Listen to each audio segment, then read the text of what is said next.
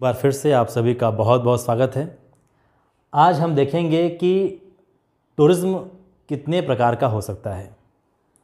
दरअसल ये टॉपिक ऐसा है जो आपकी सोच से भी चलता है, यानी कि आप भी इस विषय पर अपने विचार दे सकते हैं।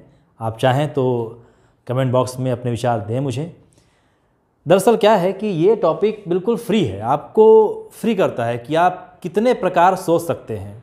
मैं कुछ प्रकारों को आपके सामने रखूँगा ताकि आपको एक आधार मिल जाए। हम जब कहीं घूमने जाते हैं ना, तो वो स्थान हमारी आर्थिक स्थिति, हमारी सामाजिक स्थिति, हमारी मानसिकता, सब कुछ उसके प्रकार से चलता है या उनके प्रकारों को दिखाता है। आप देखें यहाँ पर कुछ प्रकार आप सामने देख रहे हैं, जैसे घरेलू और विदेशी पर्यटन।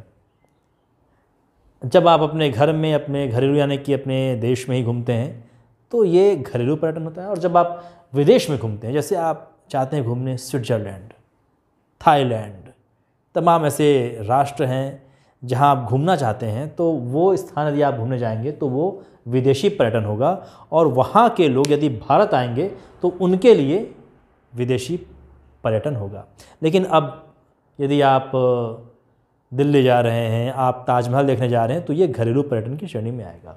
इसी प्रकार क्षेत्रीय तथा अंतर क्षेत्रीय पर्यटन, आप जिस क्षेत्र विशेष में रहते हैं, जैसे सरगुजा है, छत्तीसगढ़ है, तो अगर आप यहीं घूमते हैं तो ये क्षेत्रीय पर्यटन कहलाएगा।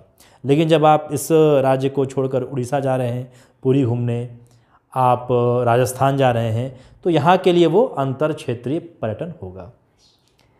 उसी प्रकार व्यक्तिगत और सामूहिक पर्यटन, यदि आप अकेले चल जाते हैं घूमने के लिए, एक होता है ना कि मैं अकेले जाऊंगा घूमने, मुझे दुनिया से कोई मतलब नहीं, तो वो जो घूमने का आनंद है उसको हम लेंगे व्यक्तिगत पर्यटन की श्रेणी में।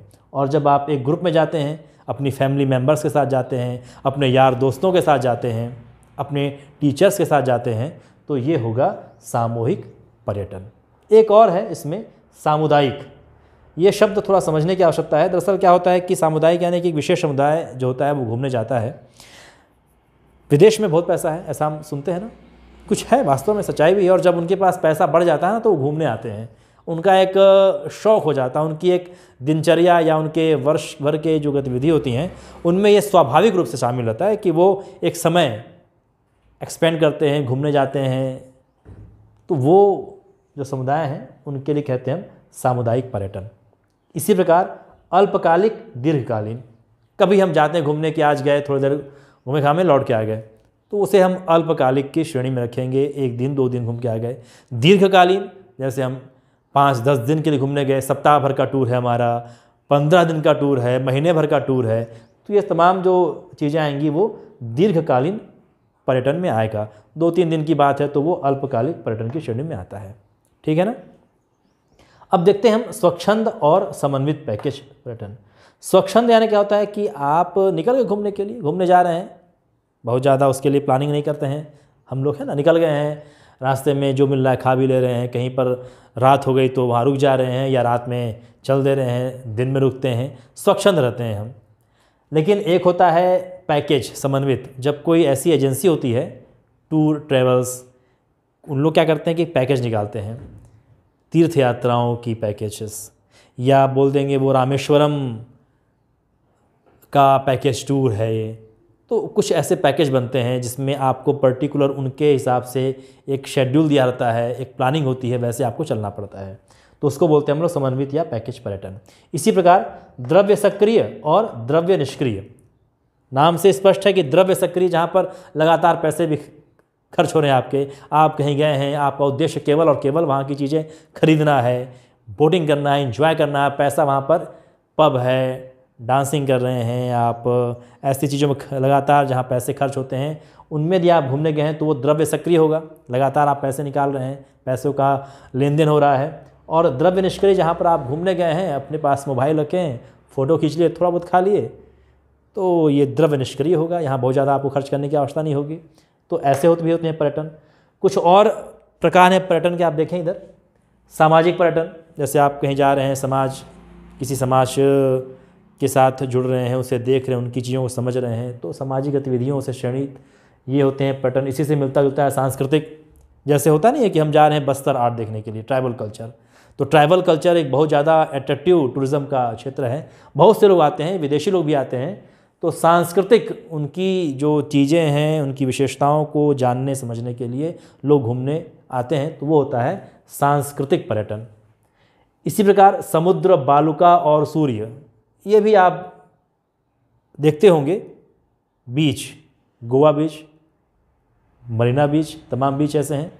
तो समुद्र का किनारा बैठने में बड़ा आनंद आता है। हम लोग वहाँ नहाना भी चाहते हैं, समुद्र के अंदर घुस कर के नहाते भी हैं। तो वो जो होता है उसको बोलते हैं समुद्र का पर्यटन। बालुका, जो बगल में बालू होता है ना, उसमें बहुत लोग डूबते हैं, आधे डूब जाएंगे, मस्त स्नान करेंगे, बैठे रहेंगे, उसका एक अलग ही मज़ा है।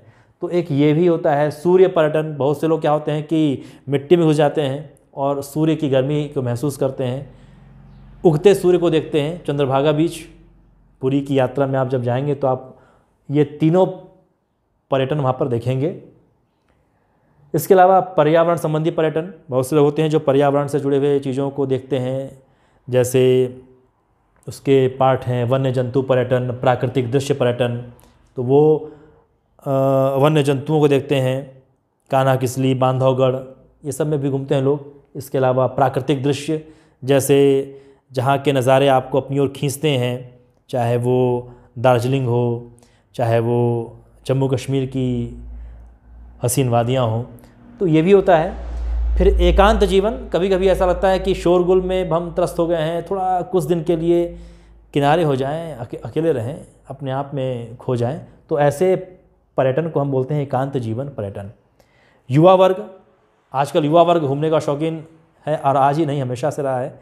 तो युवा जो होते हैं वो केवल और केवल एंजॉय करने के लिए, कभी मूड उनका ख़राब है या मूड को फ्रेश करने का मन किया, निकल गए घूमने के लिए 2-4 यार, और वो कहीं भी घूमते हैं बिना किसी विशेष प्लानिंग के, एंजॉय करने जाते हैं। तो वो युवा वर्गों का जो एक शौक़ होता है, उसके अंतर्गत जो पर्यटन होता है उसको बोलते हैं हम युवा वर्ग पर्यटन। पर्टिकुलर कुछ स्थान ऐसे भी हैं जहाँ पर केवल युवा वर्ग ही आते हैं, आप जानते होंगे, तो ऐसे स्थान को हम बोलेंगे युवा वर्ग पर्यटन स्थल। फिर धार्मिक पर्यटन, ये तो बहुत ही सामान्य सी बात है, इसको तो हर वर्ग अवश्य अपने जीवन में अनुभव किया होगा। धार्मिक पर्यटन, धर्मस्थल जो होते हैं वहाँ हम जाते हैं घूमने के लिए, तो इसे हम कहते हैं धार्मिक पर्यटन। केदारनाथ, बद्रीधाम, रामेश्वरम, कुदरगढ़, ऐसे तमाम स्थान हैं। शैक्षणिक पर्यटन, ये तो जो विद्यार्थी पढ़ते हैं स्कूल में और कॉलेज में, उनको ये बहुत मज़ा आता है। शैक्षणिक पर्यटन घूमने का एक अलग ही आनंद है। तो ये आप समझ ही गए होंगे जब आप कुछ सीखने के लिए जाते हैं अपने टीचर्स के साथ। साहसिक, जैसे ट्रैकिंग करना, पैराग्लाइडिंग करना, ये तमाम जो होते हैं पर्यटन वो साहसिक के अंतर्गत आते हैं।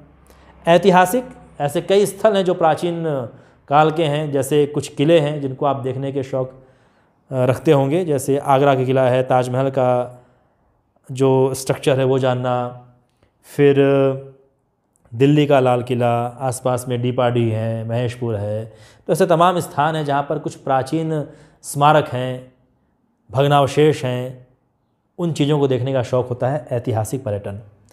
भौगोलिक, यानी कि कुछ भौगोलिक घटनाएं या भौगोलिक परिदृश्य देखने के जाते हैं, जैसे नदियों को देखने जा रहे हैं, बड़े बड़े बांध देखने जा रहे हैं, हम पहाड़ों को देखने जा रहे हैं, पठारों को देखने जा रहे हैं, तो तमाम स्थान भौगोलिक पर्यटन की श्रेणी में आएंगे। आर्थिक, जहाँ पर हम आर्थिक गतिविधियों को पूरी तरह से एंजॉय करने जाते हैं, उनसे प्रभावित होकर जाते हैं, वो पर्यटन होते हैं आर्थिक पर्यटन। तो क्या लगता है आपको कि इसके अलावा और कोई इस प्रकार नहीं होंगे? होंगे। आप सोचिए और आप सोच करके कमेंट बॉक्स में ज़रूर लिखिएगा, क्योंकि ये विषय ही है स्किल डेवलपमेंट का, व्यक्तित्व के विकास का। तो उम्मीद करते हैं कि आप इससे जुड़े हुए अपने विचारों को हमें बताएंगे। Thank you very much.